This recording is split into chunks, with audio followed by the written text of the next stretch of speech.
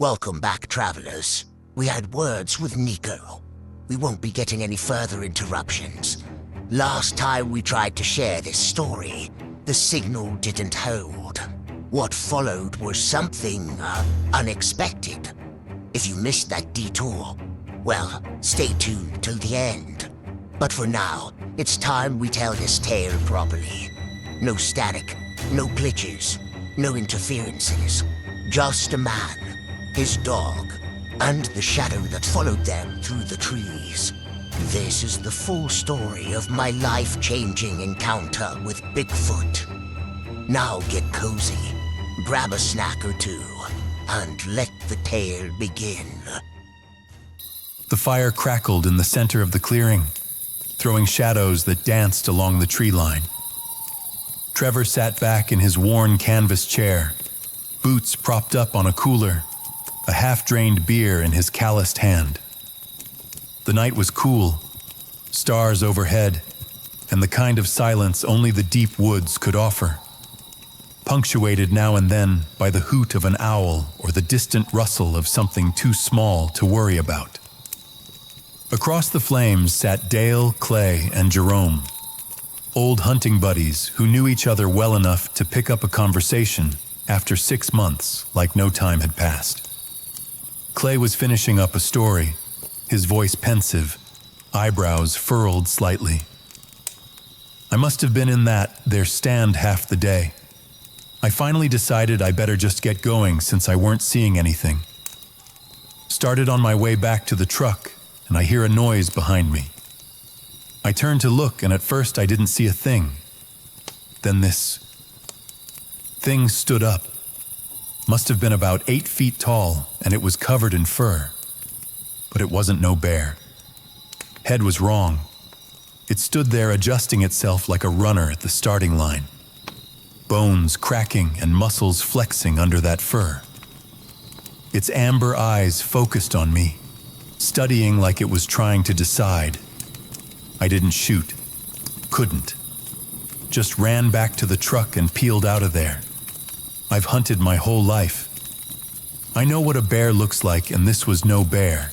This was something else. Never went back to that ridge, and I don't plan on going back either. The others chuckled, shaking their heads. The fire popped and crackled as the light from it danced off the men's faces. A brief lull settled over the group, the kind that always came after a good tale. Trevor took a sip of his beer, then leaned forward, elbows on his knees. His eyes were on the fire, but his mind was somewhere far past it. "You look like you're thinking too hard, Trev," said Dale, nudging him with a boot. "Got a story or just suffering from heartburn? Y'all ever hear a story that stuck with you? Not 'cause it made sense, but 'cause it didn't." Jerome raised an eyebrow. "You bout to hit us with one of your ghost tales, Trev?" Trevor chuckled low. "Not a ghost story. Least I don't think it is. This one's about a fella I met in a bar outside Rainsville. Scar on his face like he wrestled a bobcat and lost. Said a wolf did it. But that wasn't even the crazy part." "Now you got my attention," Dale said, topping off his drink. Trevor leaned back, the light from the fire catching the edge of a grin. "Let me tell y'all what old Buck told me." The place was a dive, the kind of bar where the jukebox still played Sky Nerd on quarters, and the pool table didn't have a shortage of players.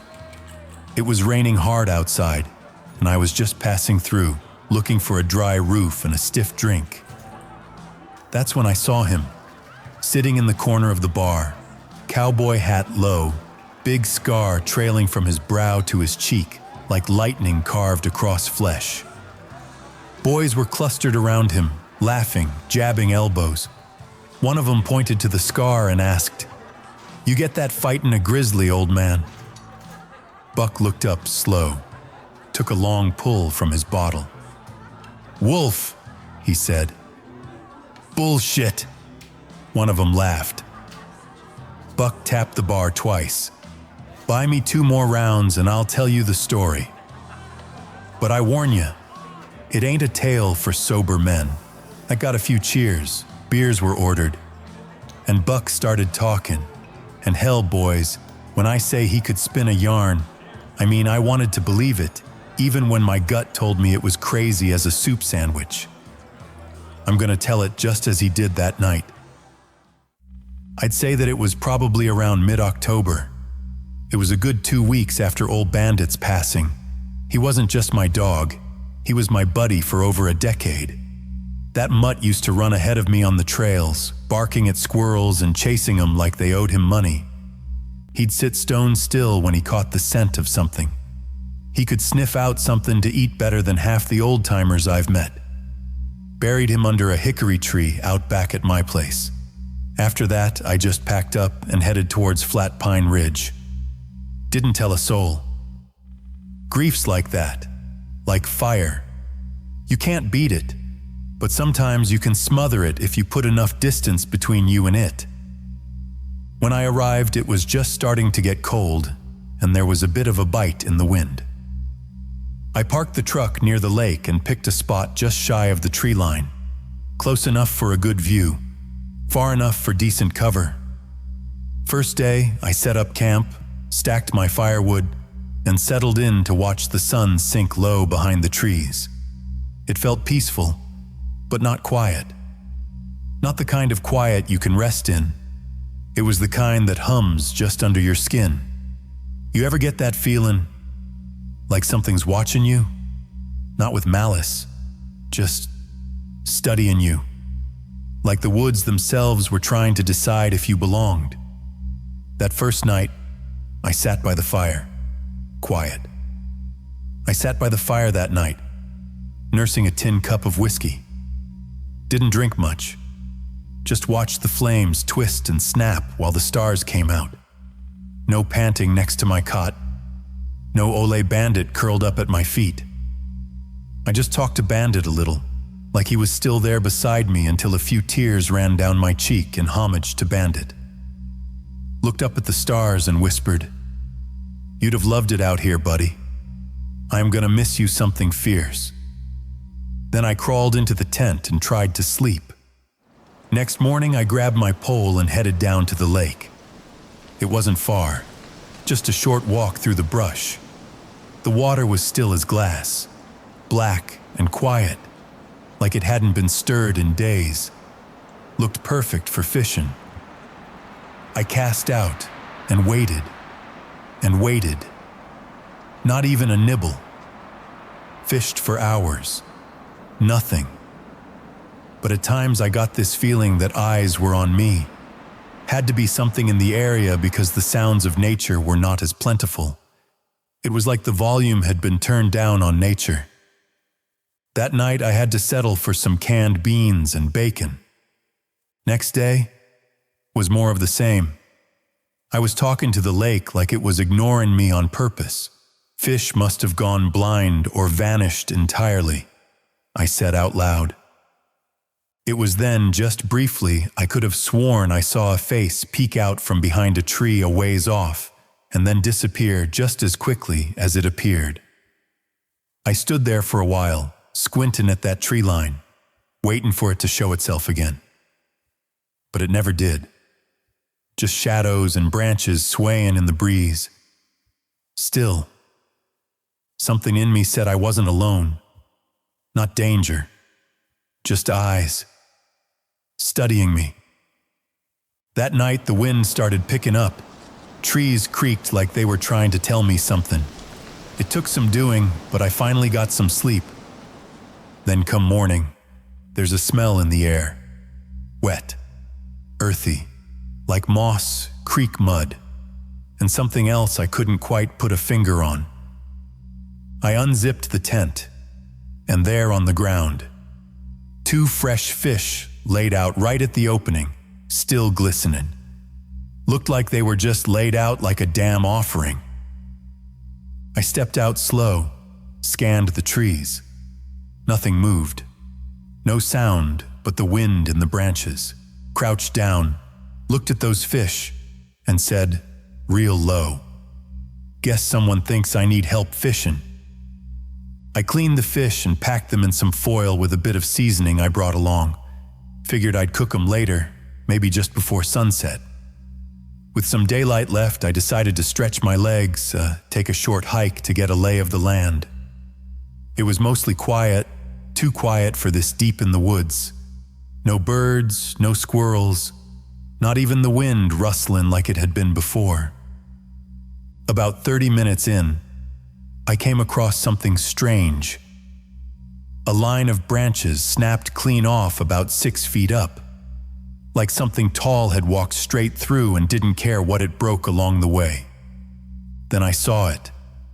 Half a fish, laid out on a moss-covered rock. It looked just like the kind I'd found outside my tent. The head was gone, the flesh torn. Not chewed like a raccoon or a bear would do it. More like something had peeled it apart, almost careful. I stood there, looking at that fish, then back at those broken branches. Told myself it could have been anything. Could have been a coincidence. But deep down, I knew that wasn't true. By the time I got back to camp, my mind was running. That quiet, the face in the trees, now this. When the sun began to set, I cooked one of the fish over the fire, ate it slow, glancing at the tree line more than I looked at my plate. Before turning in, I wrapped the second fish and laid it out on a flat stone not far from the fire, out in the open. Not to waste it, not exactly an offering either, just seeing what might happen. Next morning, I was up before the sun was good and warm. First thing I did was check that flat stone. Sure enough, that fish was gone. But that wasn't what stopped me in my tracks. In its place was this little circle made from twigs, woven together like a kid's wreath, only rougher, wild. I picked it up real gentle, turning it in my hands. It wasn't natural, I'll tell you that. That thing had been made on purpose. I stood there a minute, eyes sweeping the woods. I didn't see nothing, but I felt it. Like whatever left that circle was still out there, watching how I'd react. That's when it hit me deep in the gut. I wasn't out here alone, not by a long shot. That night, I sat by the fire again, talking to Bandit like I always did. Told him about the fish and the wreath. Told him I wished he was there, if only to growl at whatever was lurking out in those woods. Then I heard it, the distant howls of wolves, long, echoing across the hills. I'd heard wolves before, but this was different. Not long after, another sound answered. Closer, deeper, a powerful howl or maybe a scream. It didn't sound like no wolf. It hit me in the chest like thunder, low and mean. I didn't know if it was a challenge or a warning, but it shut everything else down. The woods went silent. No more wind, no bugs. Just the crackle of my fire and my own breath. Now, I've camped more times than I can count, and I usually let the fire die down before sleep. But this time, I kept it burning, gut told me to, and I had my shotgun close, loaded with slugs. I must have drifted off at some point, 'cause I woke to a hell of a ruckus. Sounded like beasts at war outside the tent. Snarling, growling, things crashing through brush. Through the flap, lit by moonlight and the low flicker of the fire, I saw shadows, big ones. One moved like it was hurling something. Another darted low and fast. I reached slow for my shotgun, heart slamming in my chest. Then I peeked out. There in the clearing, not 10 yards from my tent, was the biggest, furriest thing I'd ever laid eyes on. It weren't no bear. Broad shoulders, long arms, and it held a thick branch like a club. It was swinging it, fending off a pack of wolves trying to circle it. Didn't even think. I brought the shotgun up, aimed at the closest wolf, and let one slug fly. The shot cracked through the night like a hammer on steel. Wolves scattered, yelping and tearing off into the dark. And the creature? It looked at me, just for a breath. Then it turned and vanished into the trees, heading the same way the wolves had gone. I sat there in the tent for what felt like hours, shotgun still in hand, staring at where it had been. My heart wouldn't slow down. Whatever that thing was, it wasn't no bear, and it sure as hell wasn't human. The way it moved, the way it fought. It felt like I'd stumbled into something ancient. Eventually, I dozed off. Just enough to recharge the nerves, not enough to rest. When morning came, I stepped out to assess the damage. The fire had long gone cold, but there were scuffs in the dirt, broken branches, tufts of fur and claw marks in the trees, too wide for any wolf I'd ever seen. I needed normal. So I grabbed my gear and went fishing. This time I actually caught a few. Big ones too. Should have felt like a win, but I couldn't shake the weight of last night. As I packed up camp, I kept glancing over my shoulder. Felt like eyes were still on me. That's when the snow started. Just flurries at first. Early for October, but not unheard of up in those parts. Still, it didn't feel right. It came fast, thick, heavy, turned the whole woods to white in under an hour. I loaded up the truck and made my way down the old trail, but I didn't get far. Tires spun, engine roared, but the back end sank. I was stuck. Didn't take long to realize I wasn't getting out that way. There was a cave I knew not too far off, half-mile maybe. Used it once before in a bad storm years back. Figured it'd have to do. I grabbed my gear, what I could carry, and started trudging through the snow. Wind howling, flakes stinging my face. Still had that same damn feeling, like I was being shadowed. Made it to the cave, just as the sky turned that steel gray that means you're in it deep. First thing I did was check it. No signs of bears or cats. Just dry stone and old leaves. Safe enough. I set up the tent a little ways inside and built a fire, not too close to the entrance, but far enough back I could still see out. Got my clothes drying, cooked up one of them fish. Even started to feel a little human again.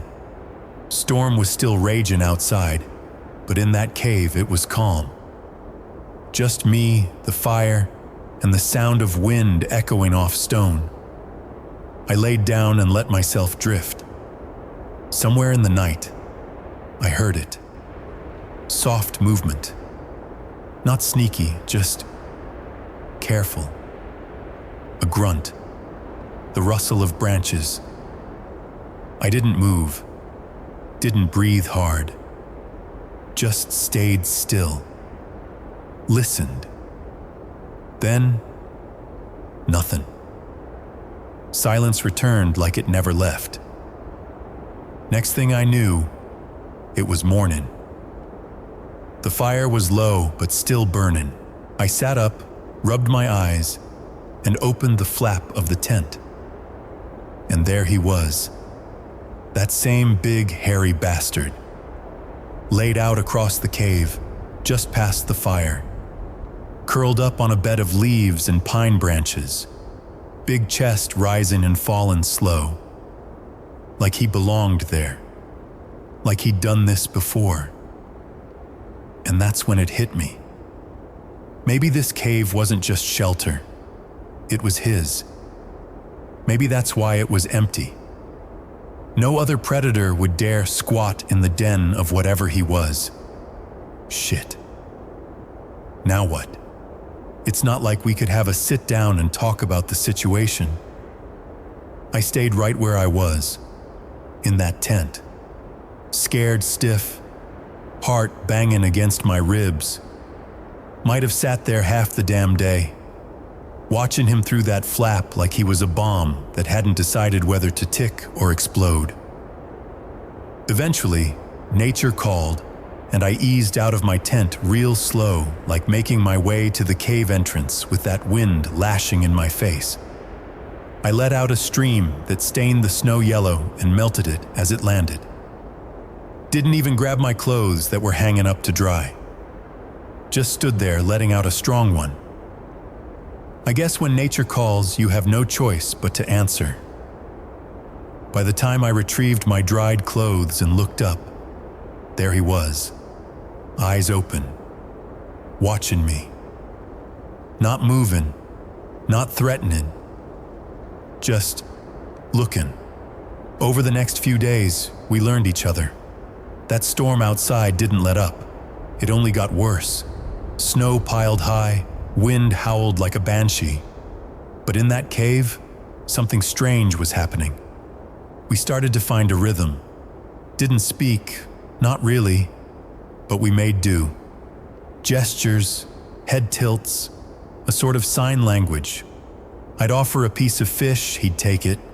He'd pass me bark strips with berries or nuts I wouldn't have dared eat without seeing him do it first. We'd keep the fire going, share warmth.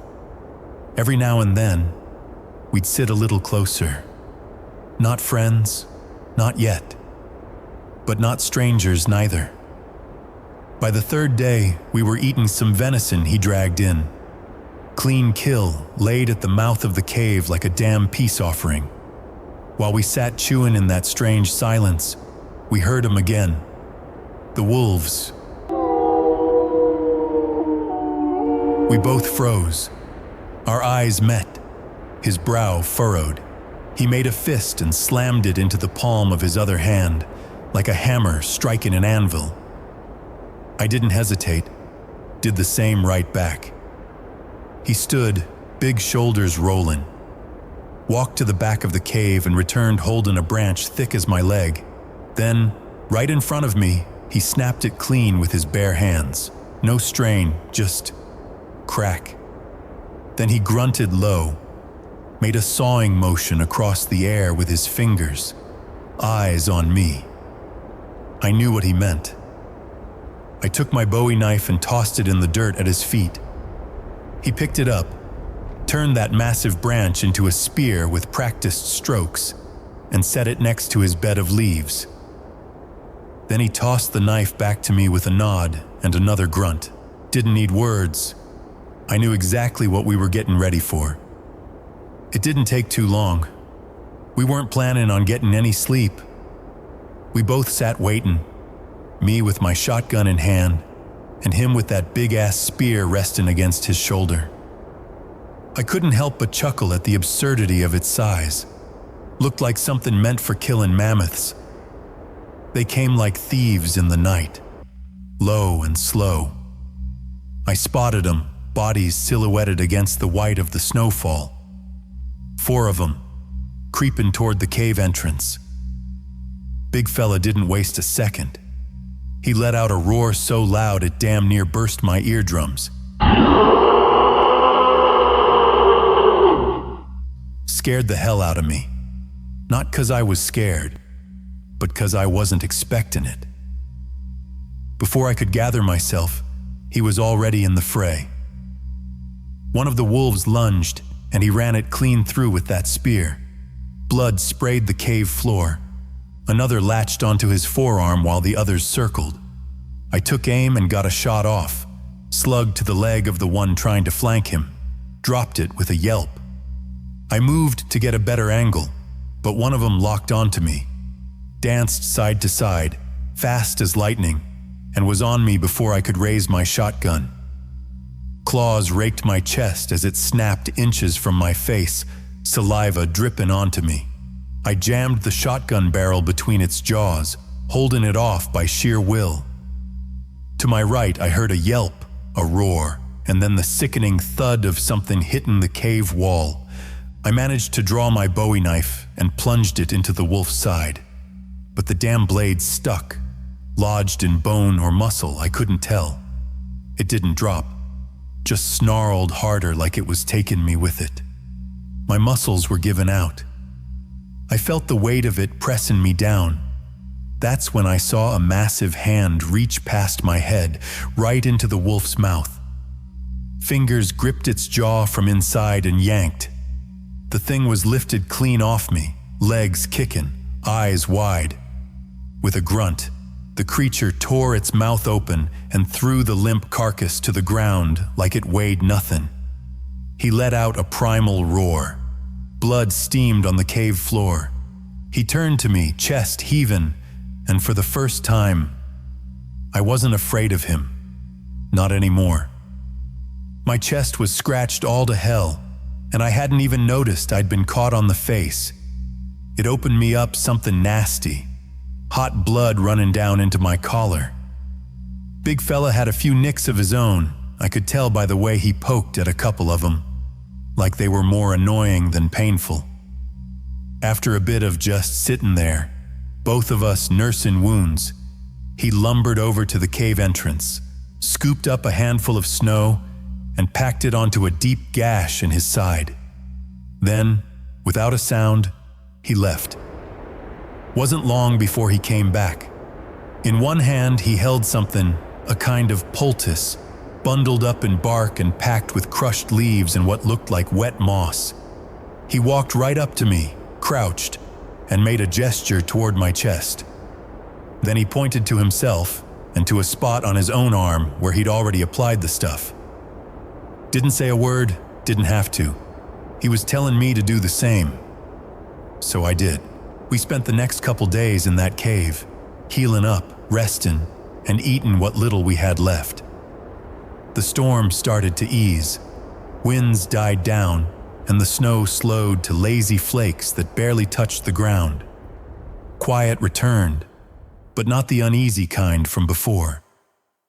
This time it felt earned. When I woke up that last morning, he was gone. Just like that. No sound, no goodbye, just an empty bed of leaves across the fire. I packed up my gear slow, thinking about all that had happened. My chest still ached, but the worst of it was already closing up. That salve he gave me, whatever was in it, it worked better than any medicine I'd ever used. When I made it back to the truck, I figured I'd have to dig her out or hitch a tow. But nope. She was sitting clean on the trail like someone had dragged her there. In the bed of the pickup, wrapped in hide and still warm, was a hunk of venison. Bloody and fresh. I looked around, didn't see a soul. Just snow and trees. I smiled, raised a hand toward the woods like I was saying goodbye, then climbed in and drove off. Never saw him again after that. That's the story, Trevor said, looking around the fire. The other men were silent for a long moment. Damn, Clay muttered. You expect us to believe that? Dale shook his head. That's one hell of a whiskey tale. Trevor nodded. I thought so too. But then, about a month ago, I was up near that area, real quiet part of the trail, and I ran into Buck. We recognized each other right off, greeted each other from a distance. No small talk, just a nod, like we shared something bigger than words. He leaned forward. But that ain't the part that stuck with me. What then? Jerome asked. Trevor took a breath. Well, as Buck walked down the path, I looked back one last time. That's when I saw it, stepping out from behind a tree. Big, hairy, not a bear, and not a man. You serious? Trevor didn't answer right away, just stared into the fire. Before I could raise my rifle or even fully process what I was seeing, Buck and that creature made a few hand gestures, real slow, like they'd done it before. Then they hugged, just stood there for a second, then walked off together down the trail. The flames danced in their eyes. No one spoke. Trevor sipped his beer. That's the last time I saw either of them. He leaned back, eyes still on the fire. Sometimes I wonder if they're still out there, just two old souls wandering deeper into the woods, where the rest of us ain't meant to follow.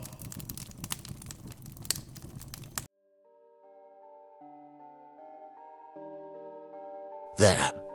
We finally got to finish our tale. No thanks to Nico. If you're just tuning in and have no idea what I'm talking about, you may want to take a detour to our hacked story. I've taken the liberty in providing a link. Now this your run-of-the-mill cryptid encounter. No trail cams, no blurry footage. Just a fire, a bond, and a creature that's more than legend. Seems old Buck may have walked away with something more than scars. Maybe even a friend. If this tale stirred something in you, curiosity, wonder, a shiver down the spine, please leave a comment, give us a like, share it with someone who'd enjoy it as well. Also, don't forget to subscribe. And as always, should you find yourself lost along your travels, let our light be your guide.